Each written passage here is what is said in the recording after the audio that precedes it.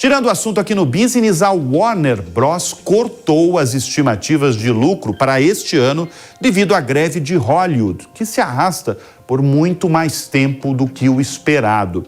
A dona da HBO, da DC Comics, entre outros canais e estúdios, previa que a paralisação estaria resolvida até o início de setembro, mas não há sinal de que isso vai acontecer. A empresa agora projeta um resultado entre 10 bilhões e meio, 11 bilhões de dólares no ano. Isso representa meio bilhão a menos na comparação com as estimativas anteriores. A greve fez com que a gigante do entretenimento adiasse para março do ano que vem o principal lançamento do segundo semestre, que é o filme Duna, parte 2. Num efeito cascata, aí também foram adiados os longas Godzilla e o novo Senhor dos Anéis. Em um comunicado, a Warner Bros. Informou que continua a trabalhar de forma diligente com outros estúdios uma resolução da greve dos roteiristas e atores de uma maneira que seja justa aí para a empresa e valorize o trabalho deles.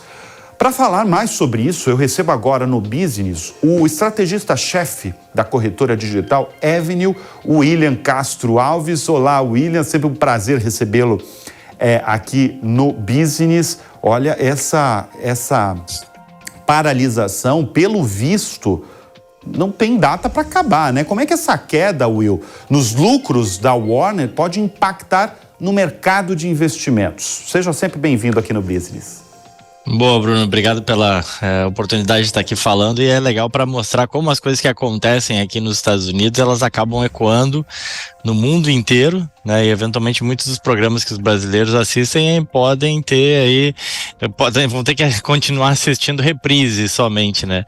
De fato, é uma greve que já se arrasta desde maio. Ela começou em dia 2 de maio com os escritores e depois no dia 14 de maio com os atores. E de lá para cá se teve muita reunião e não se chegou até agora a um acordo. E obviamente que isso afeta especialmente as ações da Warner Discovery, mas também o setor como um todo. Do ponto de vista assim, de investimento, as ações da Warner só não sofreram mais pelo sucesso da Barbie, né? Barbie e Oppenheimer basicamente salvaram esse ano da Warner, que por conta da greve estima aí perder entre 300 a 500 milhões de dólares somente esse ano. E conforme tu falou, de fato, por hora a greve não tem data para acabar, né? E isso é um problema que pode continuar aí pesando sobre as ações, especialmente agora que se passa o verão do hemisfério norte, né? E você volta, digamos, com novas temporadas, com novos programas, enfim, especialmente já para pegar outono e inverno, onde as pessoas também ficam mais em casa, né? Acabam assistindo mais. E olha, se não chegar a um acordo, vai ter que ficar na reprise mesmo, né? Vamos explicar ao nosso espectador que pegou assim rapidamente dessa greve, ou sabe pouco, o que os roteiristas, os atores alegam e qual está sendo aí a resposta desses grandes estúdios e grandes empresas do entretenimento, como é o caso da Warner Bros. A gente está citando o caso da Warner Bros., que é a notícia mais recente, que ela está aí adiando filmes por conta dessa greve.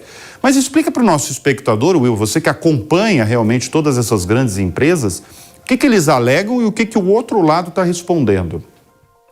É verdade, já não é de agora que eles vêm reclamando, né, os atores, e aí obviamente quando a gente tá falando das grandes estrelas de Hollywood, né, mas é de uma maior participação em lucros para os atores que fazem grande parte, digamos assim, da participação em filmes ali, né, você precisa de um contingente bastante grande de pessoas que contracenam ali, né, com as estrelas de Hollywood.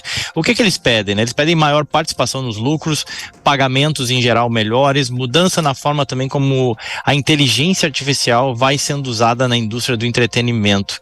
E esse é um ponto polêmico, eu diria, né? Porque a inteligência artificial, ela parece que ela vem entrando cada vez mais em diversos, e tende a entrar cada vez mais em diversos aspectos da nossa vida, e no cinema também não é diferente. Então, ao invés de você precisar de muitas pessoas para fazer eventualmente uma cena que tenha um local cheio, você consegue criar isso de forma artificialmente cada vez mais, de uma forma que cada vez mais fique perfeito.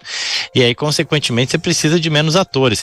Então, um pouco daquela discussão, um pouco daquela briga, né, que a gente viu acontecer quando diversas indústrias foram disruptadas, digamos assim, né? Além disso, os roteiristas também, né? Você consegue criar roteiros hoje em dia com inteligência artificial cada vez melhores. Então, os caras estão tentando proteger o seu emprego. Por outro lado, também é verdade que é uma indústria que fatura milhões e que essa parcela especificamente, é uma parcela relevante de pessoas, né? Acaba abocanhando um pedaço menor desse montante que é gerado, né? Agora estão vindo as consequências, né? Você está adiando produções importantíssimas que geram bilhões de dólares. Será que não vai ter aí pelo menos uma trégua entre os estúdios e a mão de obra que faz o negócio acontecer, como roteiristas, atores? O que está sendo comentado aí nos Estados Unidos? Que o Will está diretamente aí de Miami, na Flórida. Exato, aqui está se falando bastante disso, exatamente conforme eu falei, né? Porque você está começando agora o outono e depois vem o inverno e seria um momento de lançamento, de muitos lançamentos, né? E você não tem como lançar, assim como tu já bem comentou, né? Já tem filmes que estão sendo adiados lá para dezembro de 2024. E aí como é que fica isso? E é uma indústria que movimenta muitos milhões, né? Do ponto de vista de investimentos, ela é uma indústria de fato complexa, você tem que estar toda hora criando novos conteúdos, o Netflix está aí para mostrar isso, a concorrência foi cada vez mais aumentando, então sob o ponto de vista de investimentos, é um setor realmente complicado. O CEO da Warner Bros. Falou essa semana, inclusive, olha, a gente tem que chegar a uma solução, é fundamental que isso seja resolvido, esperava que se acabasse agora em setembro, revisou dizendo que pode durar mais. E só não foi, conforme eu falei, só não foi pior, né, esse ano, porque você teve 2 sucessos, né? Barbie foi realmente um sucesso estrondoso, realmente chamou a atenção e gerou. Ainda bem que eles tinham. Ainda bem que eles tinham a Barbie ali para lançar, né? Imagina se não tivesse um fenômeno aí do audiovisual chamado Barbie esse ano, né?